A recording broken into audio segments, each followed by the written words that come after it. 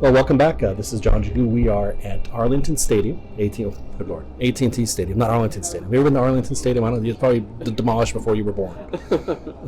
AT&T Stadium in Arlington. It is a very comfortable, like 80 degrees outside. It's like June in Texas, and it feels like it's October. But I am here with Dylan Jimenez of the Eagle Eye Podcast, who is from Sweetwater but is currently in San Angelo, Texas. San Angelo State. Go Rams. Angelo State. Is it just Angelo State? It's just Angelo State.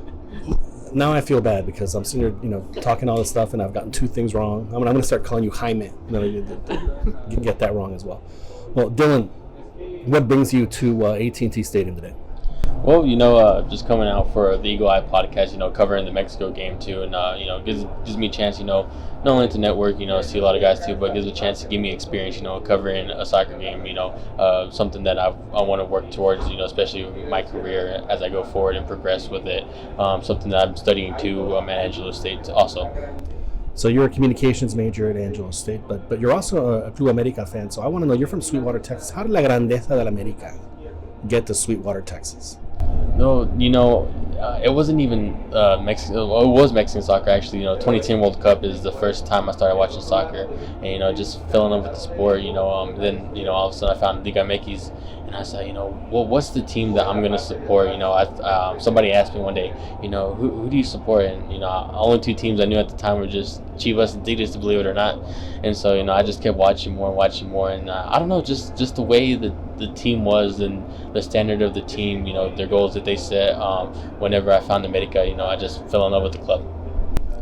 Well, you caught him right around 2010, kind of in a downslide. So you really are truly a Club America fan if you stick with them.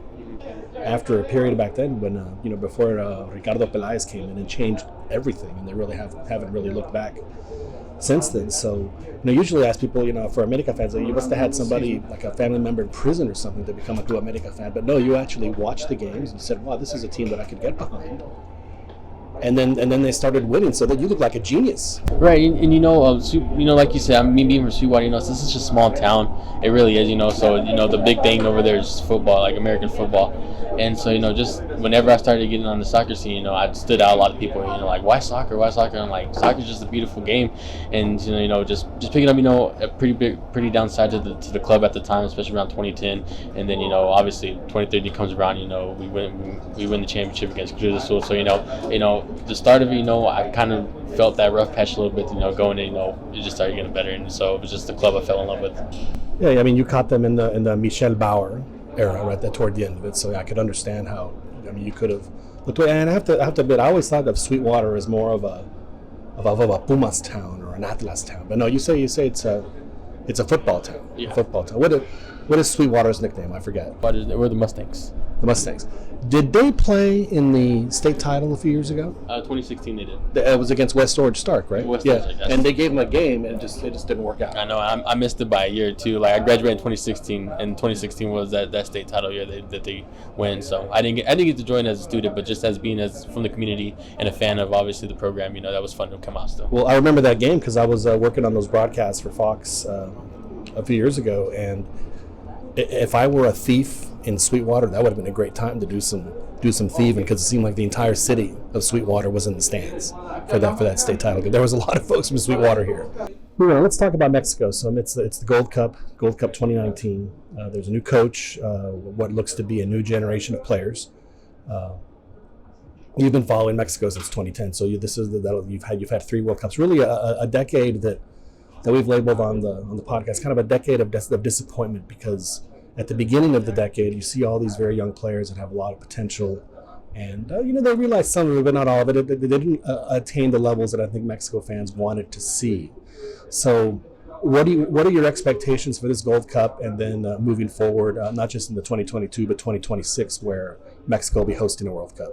Right. Well, talking about this upcoming Gold Cup first, I think, everybody expects it too. And, it's a lot of pressure for the team, but I think it's always, win the Gold Cup, CONCACAF, whenever you hear CONCACAF, you hear Mexico first, and then probably the United States, maybe Costa Rica, depending on how you hear it. But, I think it really, it's a good time. You see a lot of young players too, especially like, when you see Alexis Vega, you hear them, maybe Rodolfo Pizarro, Oberlin Pineda, names like that too, that you really want to see up and step up and be a key role in this national team too. And you talked about that decade.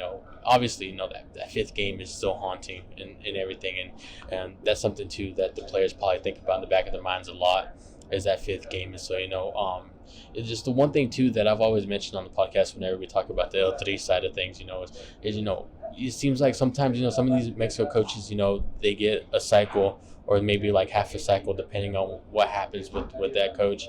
And after that, if they don't make the fifth game, then it just seems like it's the end. We'll go out and find somebody new. But I feel like if you give that coach more than just that one cycle, then maybe we can see more progress with the team, especially going into the fifth game, and maybe who knows, maybe a final one day. I think that's everybody's dream, especially Mexico fans, especially mine. Coming onto the scene and wanting to see them lift the title one day before I die. But that's just my thinking. It's just sometimes the coach either gets a cycle. That's it. Sometimes a coach gets fired halfway through the cycle, and you hire somebody else. Especially leading up to that 2014 one, whenever you had like Vucetic coming and everything. It was just a mess. Especially the qualifying and everything. That's one thing I wish the federation would see too, and everything. And I think a lot of players are starting to get a little bit more of a chance still. Like we've seen, obviously, ex-America player Diego Lainez are going to Betis. It kind of seemed like he had a little bit of a promising start, then got benched toward the end of the season, not seeing much playing time. Some of the media is like saying he's coming back to America for 6 months and this and that, but I don't think so. He really needed to go. And it was, to me, I knew he was going to leave eventually. I kind of wanted him to stay just for the last, not leaving the winter, stay with America and play, and then leave in the summer, because just making that transition in the winter transfer can be difficult, and I think we saw it. But I think if we give him about a full year, maybe a year and a half, to see what he can do in Betis, then we can judge it from there. But the 6 months that he had is not judge worthy. We're talking with Dylan Jimenez, the Eagle Eye Podcast. He's from Sweetwater, Texas, but currently an Angelo State Ram. You are a senior. You're graduating this December. Congratulations. I want to circle back to what you said about the coaching. Maybe it would be a good idea for them to have not just one cycle, but 2 cycles, especially now considering that Mexico will be hosting, in part, the 2026 World Cup. You would expect that at least the group stage games would be, and maybe even one of the knockouts would be in Mexico, where one would expect Mexico to be playing, since they are hosting. So that would be the ideal time, and you really kind of have the ideal coach in Tata Martino to oversee this process. And we saw what he did at Paraguay, where he helped them attain levels that they had never reached, and came as close as anybody did to beating Spain in the South Africa, and probably should have beaten Spain, frankly, in that South Africa World Cup in the quarterfinal, where Dario Verón, ex-Puma, had the game of his life, practically. Just a terrific game from Dario Verón.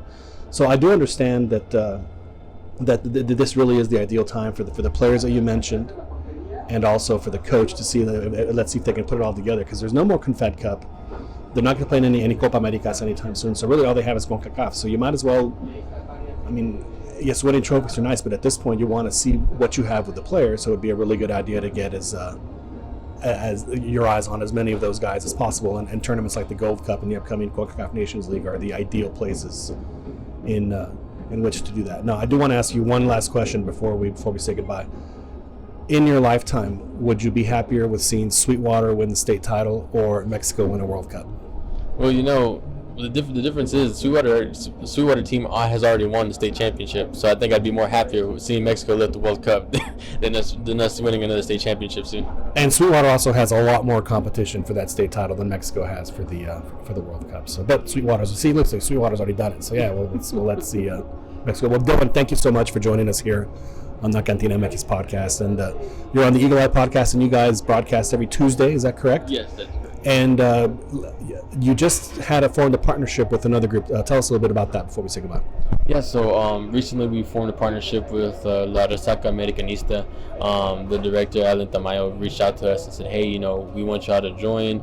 You be part of La Resaca Americanista, but obviously in the U.S. and you'll be doing our English coverage, and you can keep doing what you're doing. And so obviously we're a big America channel, but we also throw in some L3 here and there, and so he supports us. We've gotten a lot of support, especially from the English language community in Liga MX and L3, and so we just keep grinding, just keep working, and as you can see, our hard work's paying off, and we just keep growing every day. Well, congratulations for that, and I would say good luck, and best of luck to Club America. But as a Pumas fan, I can't allow myself to say anything like that. So, but thank you very much for joining us here. We'll talk to you later. It's very nice to meet you. All right, nice to meet you. Cheers. Thank you.